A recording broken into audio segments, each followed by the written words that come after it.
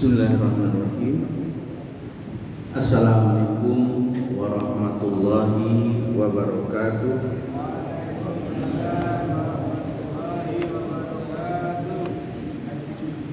Innal hamdalillah nahmaduhu wa nasta'inuhu wa nastaghfiruh wa nastahdi wa natubu ilaih wa na'udzu billahi min syururi anfusina wa min sayyiati a'malina. May yahdihillahu fala mudilla lahu wa may yudlil fala hadiya lahu. Asyhadu an la ilaha illallah wahdahu la syarika lahu wa asyhadu anna Muhammadan 'abduhu wa rasuluhu alladzi la nabiyya wa la rasula ba'da. Allahumma shalli wa sallim wa barik ala sayyidina Muhammadin wa ala alihi wa ashabihi wa man tabi'ahu bi ihsanin ila yaumiddin, amma ba'd. Qala Allah ta'ala fil Qur'anil Karim, a'udzu billahi minasy syaithanir rajim. Bismillahirrahmanirrahim. Ara'aita man ittakhadha ilahahu hawa. Wa qala aidan wa nafsin wa ma sawwaha fa'alhamaha fujuraha wa taqwaha. Shadaqallahul azim wa shadaqa rasuluhun nabiyul karim wa nahnu ala dzalika minasyahidin wasyakirin walhamdulillahi rabbil alamin.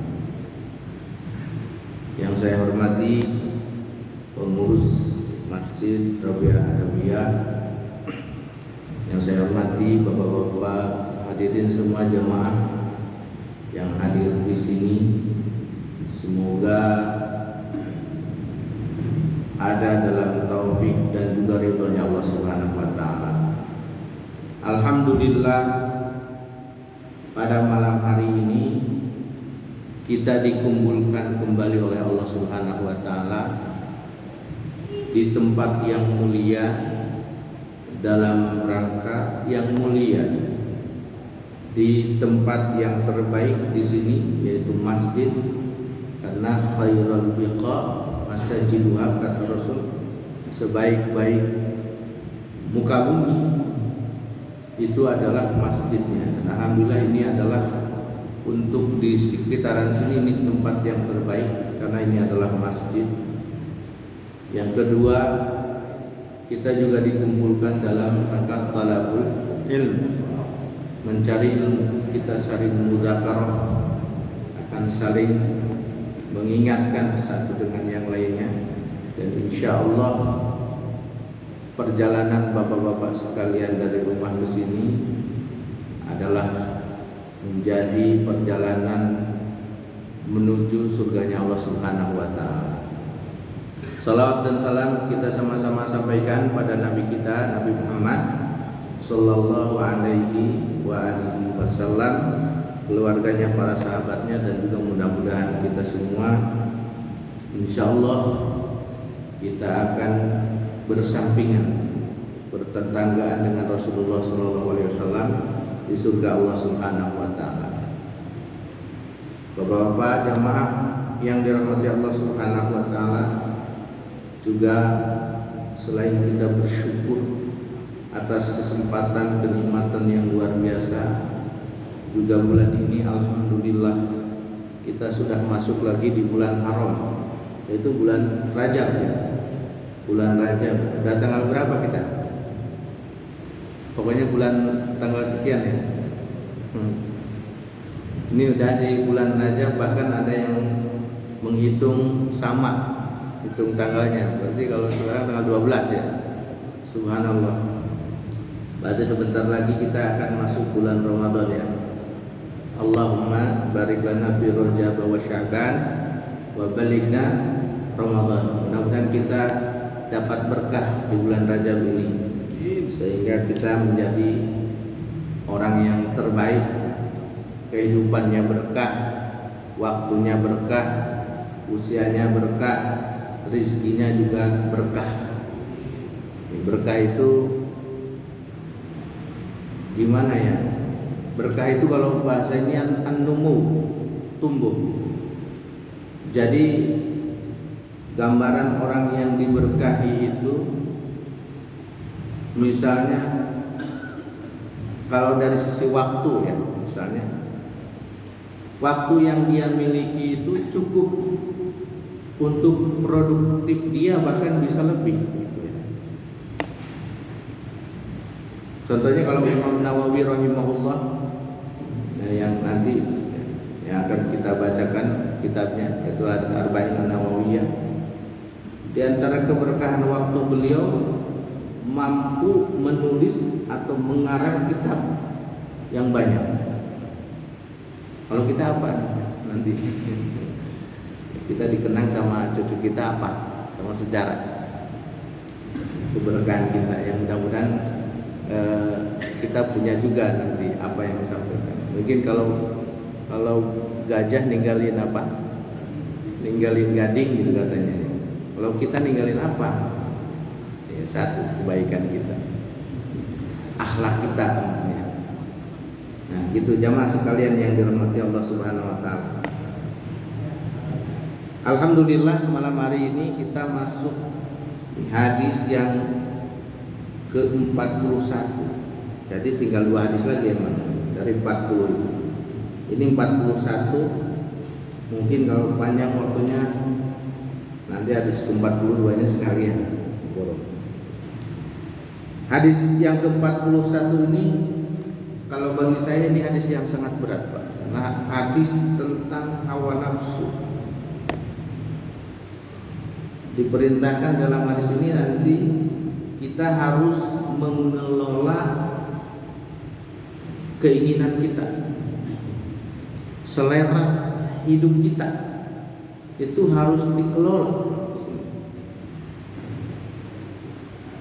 yang sehingga nantinya menjadi penentu kita ini jadi ahli surga atau ahli neraka. Baik, kita dibaca dulu ya. Bismillahirrahmanirrahim. Qala al-musannif rahimahullahu ta'ala, nafa'ahullahu bi ulumihi wa baraka fi musannafati. An Abi Muhammadin Abdullah ibn Amr al-As radhiyallahu anhu qala qala Rasulullah sallallahu alaihi wasallam, la yu'minu ahadukum hatta yakuna hawahu taba'an lima jitu bihi. Hadisun sahih ruwainahu fi kitabil hujjah isnadun sahih.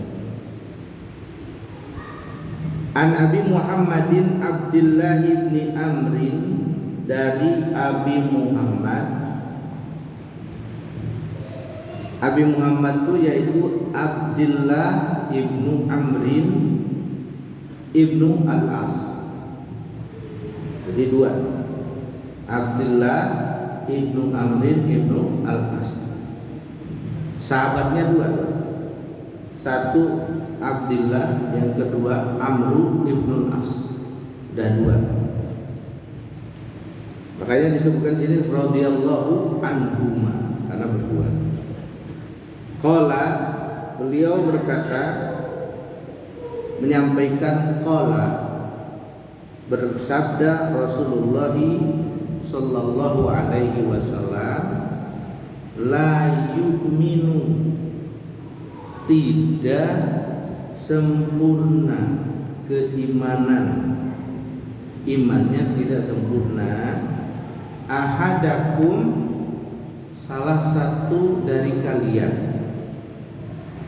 hatta, sehingga yakuna hawahu, keadaan hawa nafsu, hawanya, atau mungkin kita diterjemahkan di kita nafsunya, ada yang bilang hawa nafsunya, hawahu, tabaan, ngikut, lima jitu bihi, kepada apa yang aku diberikan. Apa? Yaitu wahyu syariat. hadisun sahih, hadis sahih. Jadi apa?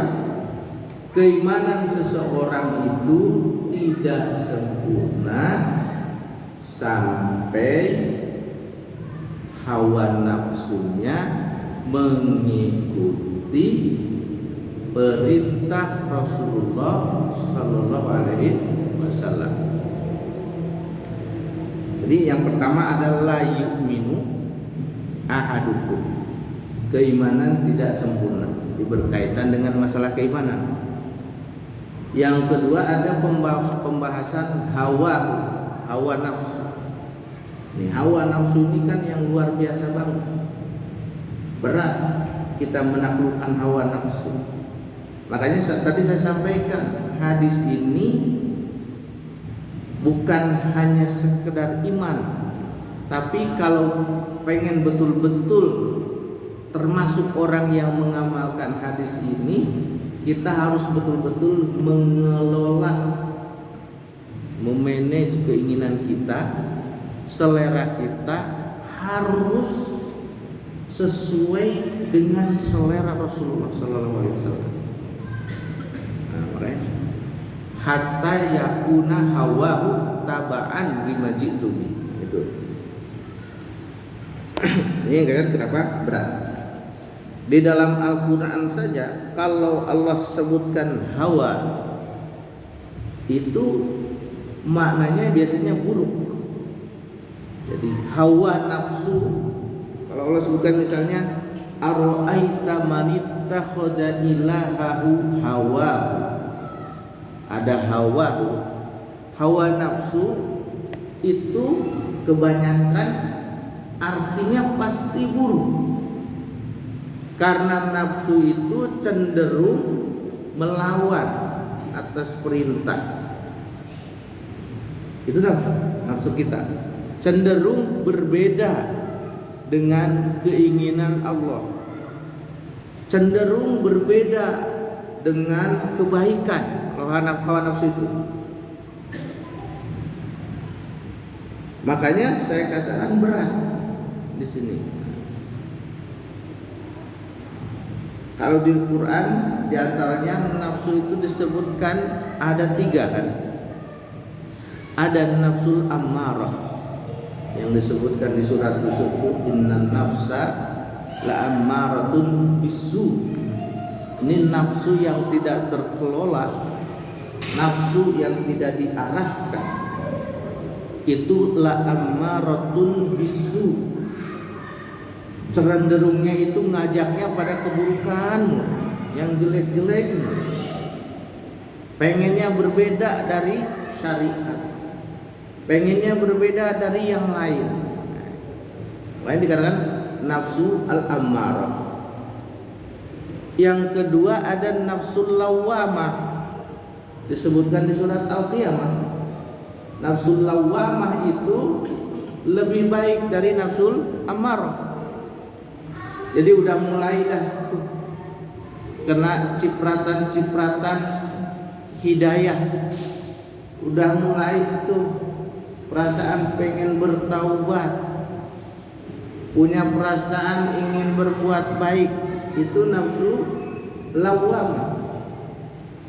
Yang ketiga disebutkan di surat Al-Fajr di akhir, nafsu al-mutmainnah, yang dipanggil oleh Allah, ya ayyatuhan nafsul mutmainnah irji'i ila rabbiki radiyatan mardiyah. Nah, nanti ditambahin lagi, kalau udah mutmainnah bisa jadi nafsul mardiyah, radiyah mardiyah. Nafsul mutmainnah ini udah mulai tenang, udah mulai meningkat dari lawamah, yang nantinya bisa sampai mardiyah, radiyatan mardiyah. Kan para sahabat itu radhiyallahu anhum wa radu anhu. Para sahabat apa? Allah ridho kepada para sahabat dan para sahabat ridho dengan Allah Subhanahu wa taala. Jadi udah connect. Makanya nafsunya udah nafsul mardiyah. udah enggak menyelisihi lagi. Kalau para sahabat itu udah sekali perintah Rasulullah udah enggak ditentang walaupun berat. Jemaah sekalian yang dirahmati Allah Subhanahu wa taala. Karena yang pertama, kenapa saya katakan berat?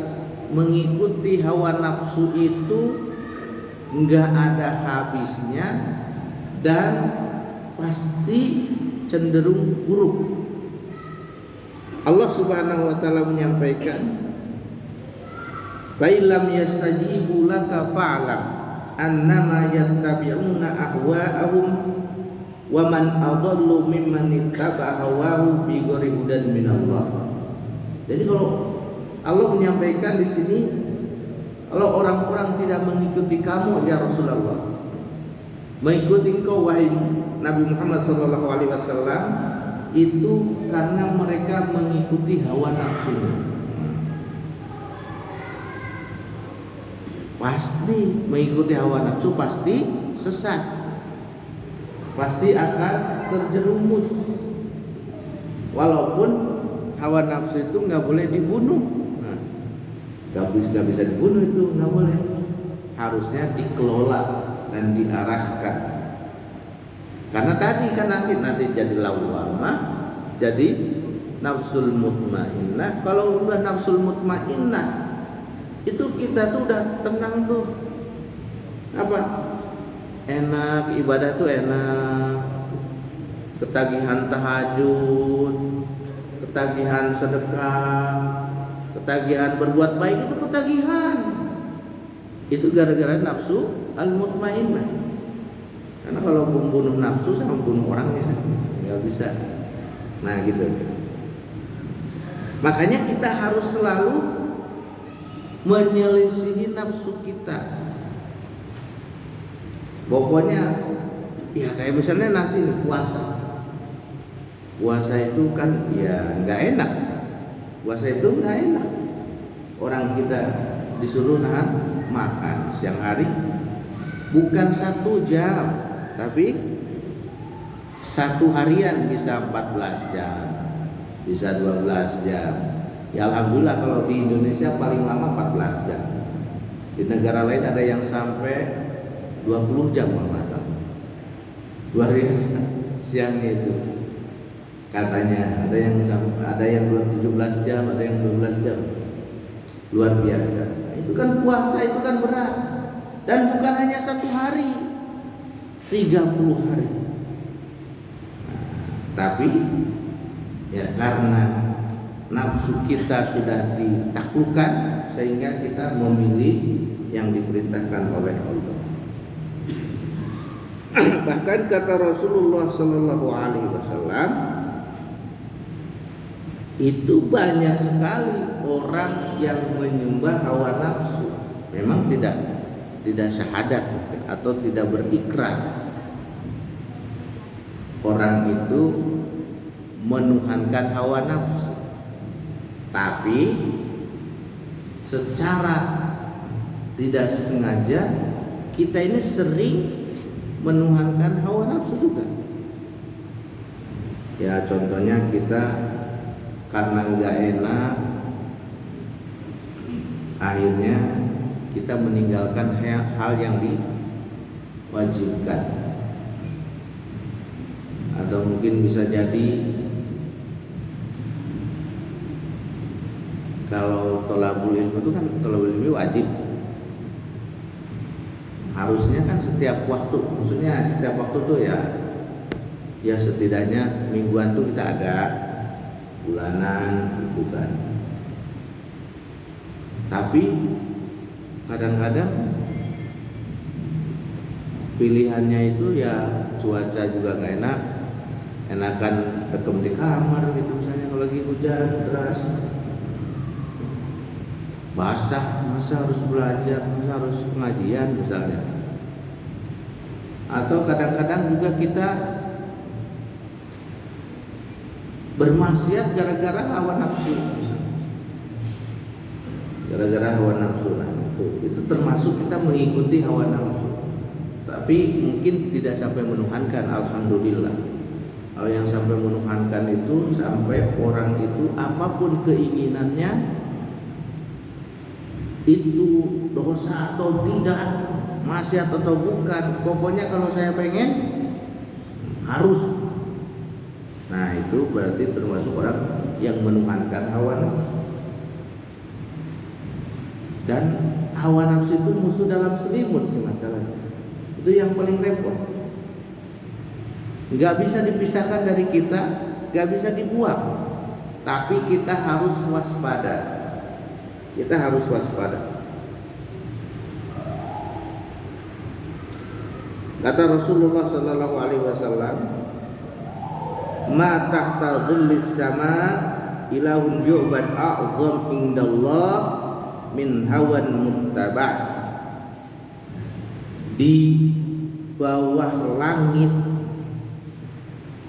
ada Tuhan yang disembah, yang paling banyak disembah, yang paling membahayakan kata Allah adalah min hawan muttaba', dari hawa nafsu yang diikut.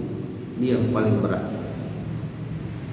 Karena makanya dibilang kalau manusia itu bisa lebih buruk dari setan. Contohnya Fir'aun. Biarin kalau Fir'aun disebutin nggak apa-apa, karena Allah nyebutin juga di Quran. Contohnya Fir'aun sampai ngaku Tuhan. Setan itu yang berjanji di hadapan Allah tidak mau beriman, bahkan akan mengganggu manusia, mencari temannya agar masuk neraka, nemenin, tapi tidak pernah ngakui Tuhan. Tidak pernah ngaku setan jadi Tuhan. Tapi Fir'aun itu manusia sampai ngaku jadi Tuhan, bahwa dia Tuhan, dia yang menciptakan. Termasuk Namrud misalnya yang disebut di zaman Nabi Ibrahim alaihissalam, Raja Namrud ngaku jadi Tuhan. Setan aja enggak. Kenapa? Karena ngikutin hawa nafsu. Makanya kata Rasulullah SAW, yang paling besar kemungkinannya dan dosanya juga bahayanya di atas langit, di bawah langit itu yang dijadikan Tuhan adalah hawa nafsu. Gara-gara hawa nafsu mah udah bobrok semua lah. Ya tadi aja, gara-gara hawa nafsu Fir'aun ngaku Tuhan, gara-gara hawa nafsu Namrud ngaku Tuhan, padahal setan nggak pernah ngaku Tuhan. Jadi lebih jelek. Jamaah sekalian yang dirahmati Allah Subhanahu wa taala. Nah, memang kita semua itu sudah dibekali hawa nafsu. Wa nafsin wa ma sawwaha. Kata Allah kan, wa nafsin wa ma sawwaha. Allah bersumpah dengan nafsu dan yang menciptakannya, yaitu Allah. Tapi Allah juga kuat. Fa alhamaha ujuraha wa taqwaha. Allah ajarkan nih bagaimana cara menaklukkan nafsu. Ya, makanya fa alhamaha ujuraha wa taqwaha. Jadi nafsu itu bisa dikelola sehingga bisa jadi takwa. Walaupun aslinya ujuroha. Nah, begitu.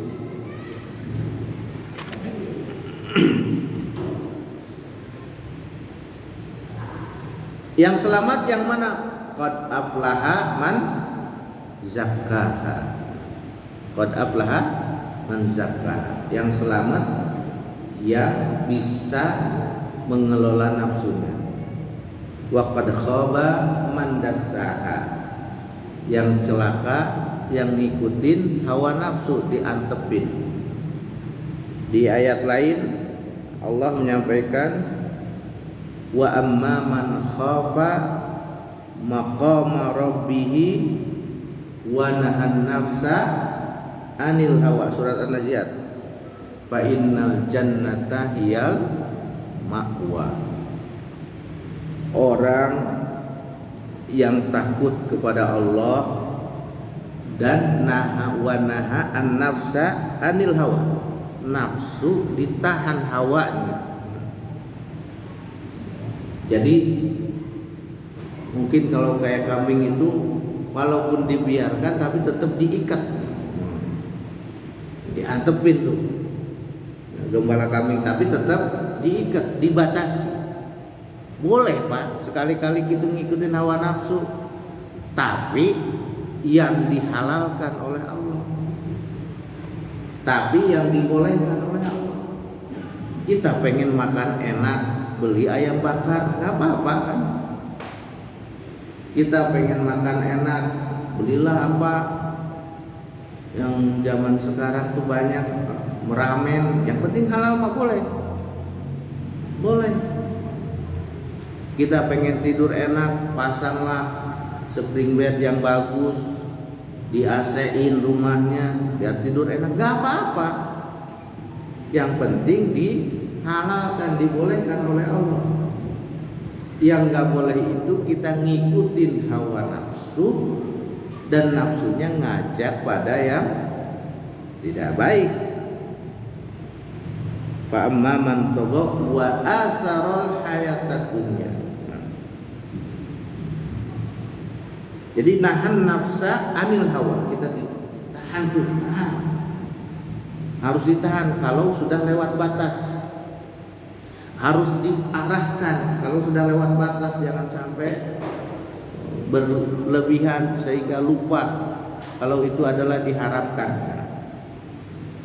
Fa innal jannata hiyal ma'wa, baru dia bisa masuk surga. Nah, jamaah sekalian yang dirahmati Allah Subhanahu wa taala. Jadi nafsu itu betul-betul harus kita kelola dan kita harus waspada. Harus waspada banget. Kadang-kadang tidak berasa. Kayak ria, kayak ria. Ria itu kan dari diri kita. Ria itu lebih-lebih dari nafsu kita. Setan mah cuma ngasih bisikan dikit doang. Setelahnya nafsu kita. Makanya kan ada istilah, masa katanya kan bulan puasa itu setan itu dibelenggu, katanya enggak bisa ganggu. Lah tapi kok banyak orang yang enggak puasa katanya. Nah itu dia tidak mampu menahan nafsu, tidak mampu menahan hawa nafsunya. Seharusnya harus lebih kuat lagi. Kalau kemarin di luar bulan puasa itu misalnya kan, di luar bulan puasa itu ada setan gitu ya. Kalau kata Ustaz Abdul Somad mah yang paling sulit itu setan manusia kan. Makanya disulit kula a'udzu birabbinas minal jinnati wan nas. Yang jin mah gak kelihatan, paling ada suaranya doang. Tapi yang repot itu kalau setan manusia deh, udah. Kalau setan manusia udah rujukannya luar biasa, mana kelihatan juga. Wah, lebih parah lagi gitu, lebih parah lagi. Nah, jamaah sekalian yang dirahmati Allah Subhanahu wa taala. Rasulullah sallallahu alaihi wasallam menyampaikan, al-mujahidu man jahada nafsahu. Pejuang, mujahid itu adalah man jahada nafsahu, yang berjuang mengarahkan nafsunya. Wal ajizu, orang yang lemah. Kalau tadi mujahid itu pejuang yang gagah, berani. Di sini wal ajiz, orang yang lemah itu manittaba nafsahu hawa, orang yang mengikutkan nafsunya pada hawanya, yaitu hawa nafsu yang buruk. Tapi watamanna 'alallahi al-amani. Dia berharap pada Allah banyak angan-angannya. Pengen masuk surga mah paling tinggi surga Firdaus. Salat malam mah ntar ya. Pengen mah pada Allah teh dapat ampunan, tapi baca istighfar aja susah. Berharap dari Allah itu pengen apa? Pengen pahala yang luar biasa. Salat jamaah aja susah. Wa tamanna 'alallahi al-aman. Di hadis lain Rasulullah menyampaikan bi'sal abdu hawan yudillu. Seburuk-buruknya seorang hamba itu adalah hamba yang disesatkan oleh nafsunya. Wa bi'sal abdun tamaun yaqutu. Seburuk-buruk seorang hamba itu adalah seseorang yang dikendalikan rasa tamaknya. Udah kalau nafsu dan tamak udah nempel juga luar biasa. Tamak tahu kan? Tamak udah ini banget lah ya, ambisius banget terhadap dunia. Jamaah sekalian yang dirahmati Allah Subhanahu wa taala, itu tentang hawa nafsu. Nah, kita harus mengarahkan hawa nafsu kita karena itu yang membuat selamat. Nah, di sini berarti kita harus mengelola keinginan kita. Keinginan kita harus dikelola. Apa? Harus dijadikan keinginan kita itu connect sesuai dengan keinginan Allah, sesuai dengan keinginan Rasulullah SAW. Jadi kita mencintai apa yang dicintai Allah, membenci apa yang dibenci Allah. Mencintai yang dicintai Rasulullah, membenci atau tidak suka dengan yang tidak disukai oleh Rasulullah Sallallahu Alaihi Wasallam. Di sini di surat At-Taubah masalah cinta, kata Allah Subhanahu Wa Taala, "Qul in kana aba'ukum wa abna'ukum wa ikhwanukum wa azwajukum wa ashiratukum wa amwalun iqtaraftumuha wa tijaratun taksawna kasadaha wa masakin tardawnaha ahabba ilaikum minallahi wa rasulih wa jihadin fi sabilihi fatarabbasu hatta ya'ti Allah bi amri wallahu la yahdil qaumal fasiqin." Jadi kita itu di ayat inilah kita harus memilih cinta kepada Allah dan juga Rasul. Berarti kalau cinta kepada Allah dan Rasulnya, kita tidak boleh mencintai yang lain lebih daripada itu. Makanya ada seorang sahabat gitu. Ada seorang sahabat datang pada Rasulullah SAW, "Ya Rasul, saya mencintai kamu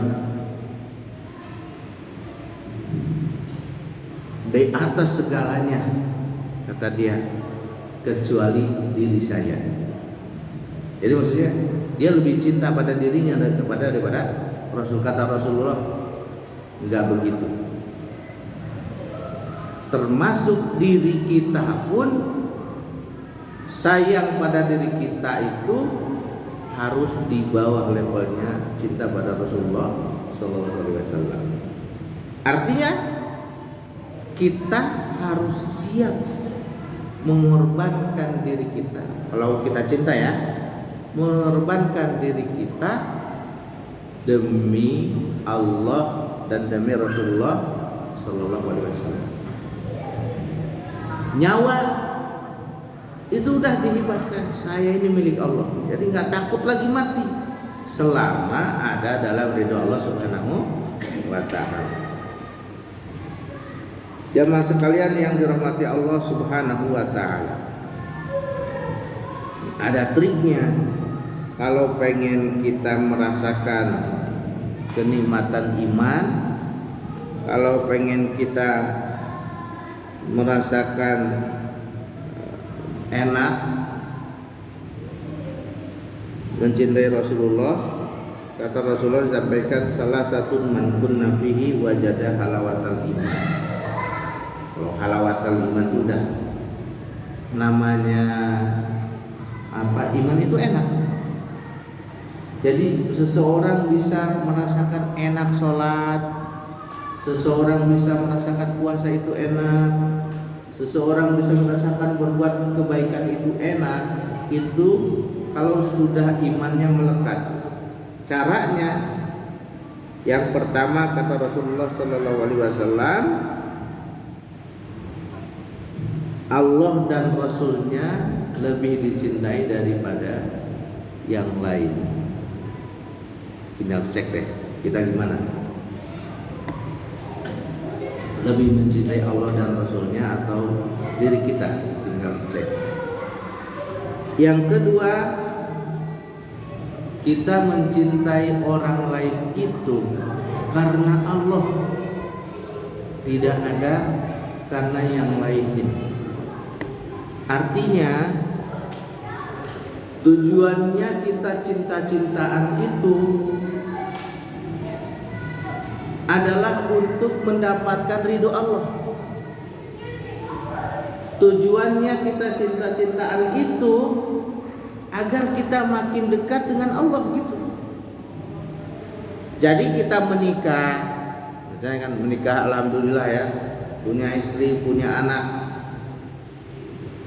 Kita cinta sama anak, kita cinta sama istri, tapi tidak melebihi cinta kita kepada Allah dan Rasul. Ketika anak kita bertentangan dengan perintah Allah, jauh dari Rasulullah, maka kita harus ingatkan. Kalaupun tidak bisa, putuskan. Itu ujian yang berat yang dirasakan oleh Nabi Nuh alaihissalam. Nabi Nuh jangan dibilang Nabi Nuh gagal didik anaknya, enggak. Kalau lihat itu doang, sekilas iya kelihatannya Nabi Nuh gagal mendidik anak dan istrinya. Tapi kalau melihat tujuan hidup, Nabi Nuh sukses. Kenapa? Karena aslinya kita itu kan akan diuji. Ujiannya beda-beda. Ujian, ada ujian dari luar, ada ujian masalah kehidupan, ada ujian masalah harta. Nah ini Nabi Nuh itu diujinya dari orang yang dicintai. Nabi Nuh tetap istiqomah walaupun anaknya yang dia cintai, dia besarkan tidak mau beriman. Udah jelas-jelas pasti tenggelam. Nabi Nuh tahu kan? Anaknya Kan'an itu kan gak mau ikut kapal Nabi Nuh. Sakit gak tuh? Pasti sakit. Anak buah hati. Tapi Nabi Nuh sukses karena Nabi Nuh istiqomah, tetap memilih Allah Subhanahu wa ta'ala. Biarin anaknya milik Allah, begitu. Contohnya Nabi Ibrahim alaihissalam, contoh ya. Coba bayang keluar, kalau Nabi Ibrahim kan sekeluarga ya.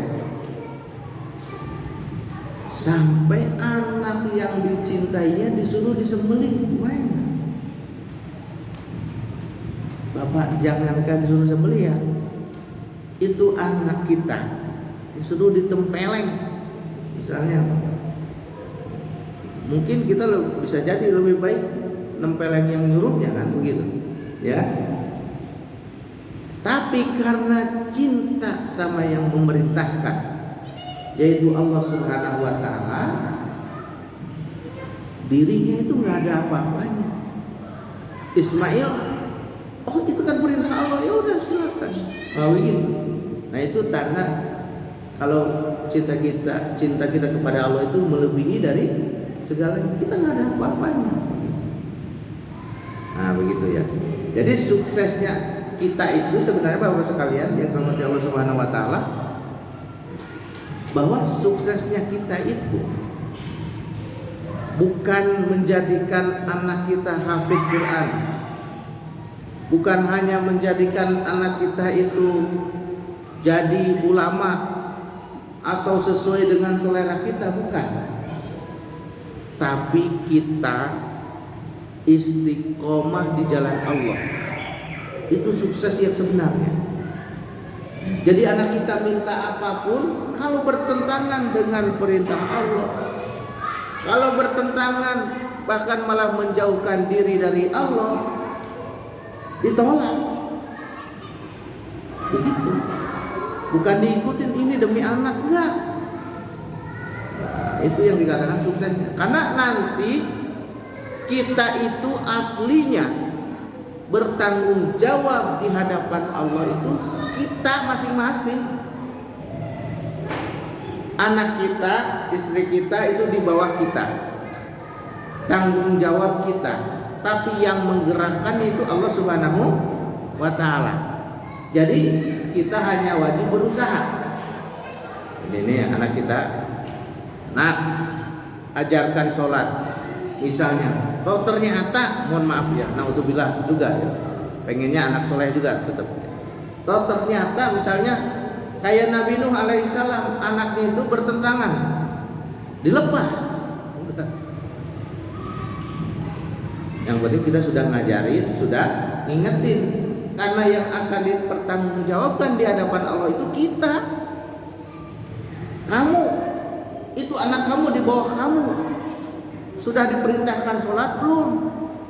Sudah diajarin sholat belum? Nah gitu. Kalau misalkan sudah, ya Allah nggak bakalan nanya lagi, udah selesai. Itu istri kamu membiarkan auratnya kemana-mana misalnya.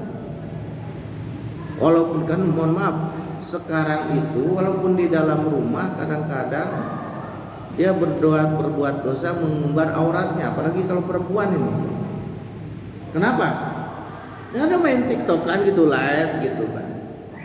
Gak pakai jilbab, bajunya juga gitu. Itu diingetin tuh. Buat terutama bapak-bapak nih, baik istrinya atau anaknya, yang anaknya cewek itu begitu. Karena suka egol-egol tuh barang. Itu kadang-kadang itu diingetin ya, harus diingetin.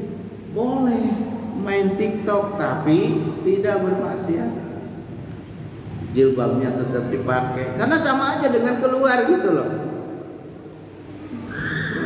Atau mungkin disampaikan juga, mungkin ngirim status foto,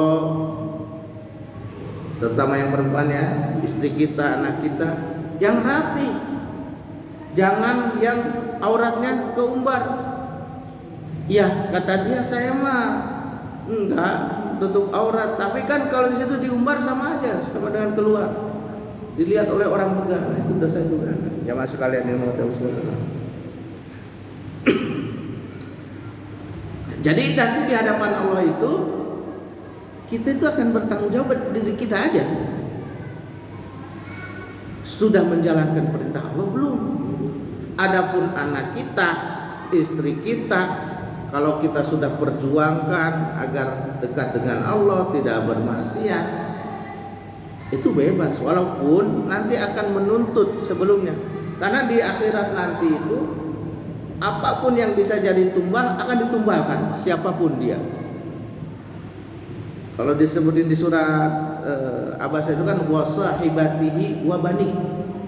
Sahibati, istrinya bisa jadi tumbal, tumbalin. Anak bisa tumbalin. Maksudnya biar dia selamat. Tapi kan Allah Maha Hakim. Kalau kita sudah bilang, saya sudah ajarkan anak untuk sholat, saya sudah kasih tahu kewajiban, Allah bebaskan kita. Nah, jamaah sekalian dirahmati Allah Subhanahu wa taala. Nah, berkaitan dengan iman berarti tadi masalah hawa nafsu, masalah nafsu ini bukan hanya hawa nafsu ya. Masalah nafsu bahwa berarti kita itu harus menundukkan nafsu kita tunduk pada hukum Allah Subhanahu wa taala. Bahkan di surat Al-Ahzab disampaikan, wa ma kana lil mu'minin wala mu'minatin idza qadallahu wa rasuluhu amran ay yakuna lahumul khiyaratu min amrihim. Kalau sudah Allah putuskan, kalau sudah Rasulullah sampaikan, nggak ada lagi pilihan. Ikuti yang yang disampaikan Rasulullah Sallallahu Alaihi Wasallam. Ya masuk kalian dirahmati Allah Subhanahu Wa Taala ini. Makanya sekali lagi, memang nafsu itu cenderung berbuat buruk, tapi kita ikat nafsu kita agar nafsu kita bisa membantu kita, malah bisa jadi nafsul mutmainnah, sehingga kita bisa menikmati keimanan kepada Allah dan Rasulnya, sehingga kita bisa menikmati ibadah. Kalau nafsu kita nafsul mutmainnah. Mudah-mudahan kita semua dijaga oleh Allah Subhanahu wa taala. Walaupun berat, tapi kita usahakan sedikit-sedikit kita kelola keinginan kita kelola cara hidup kita agar sesuai dengan perintah Allah, tidak jauh dari agama Allah, selalu dekat koridornya. Yang kita cari adalah ridho Allah Subhanahu wa taala. Semoga kita semua dibimbing oleh Allah Subhanahu wa taala agar kita menjadi hambanya yang bertakwa dan kita bisa meninggal dalam keadaan husnul khatimah. Saudara kita yang sedang sakit, mudah-mudahan diberi kesembuhan oleh Allah Subhanahu wa taala. Yang sedang kesusahan diberi kemudahan dan diangkat kesusahannya. Yang punya cita-cita semoga Allah kabulkan cita-citanya. Yang punya hutang semoga Allah segera lunaskan hutang-hutangnya. Dan juga kita semua selalu ada dalam bimbingan Allah Subhanahu wa taala. Mohon maaf atas segala kesalahan. Oh, boleh. Mencintai Rasulullah di Islam. Kalau bisa kita harus lebih daripada mencintai diri kita